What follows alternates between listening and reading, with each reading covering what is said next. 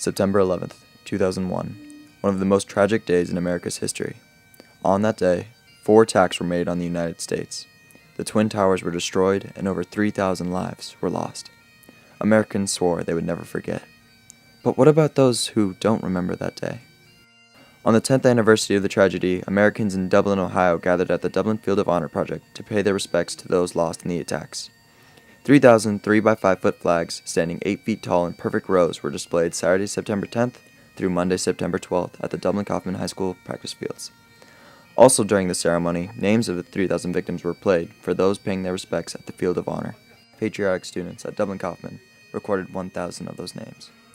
Flight 11, Paul Friedman, Carlton D.B. Fife, Edmund Glazer, Lisa Finn Gordonstein, Andrew Peter Charles Curry. Ray Gans, the student council president, was one of the video students who recorded the victims' names.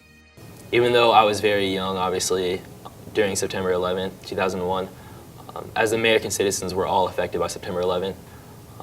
It's a real day, it really happened, and even though a lot of us high schoolers at the time didn't fully understand what had occurred, I think now as Americans and now being older, we have an understanding, and it's just something that for sure affects all of us.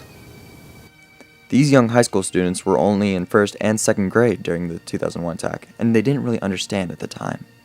I don't really remember a lot of it, I just remember everyone freaking out, but I think that's kind of one of the reasons that I wanted to do this, because I didn't really remember much, but I kind of felt like I owed it to the people to record their names and kind of recognize them. Well, I think at my age, we didn't really know the impact of 9/11 until years after, when we sort of matured, and every year it happened, every year it passed, we got more and more informed about what really went on that day.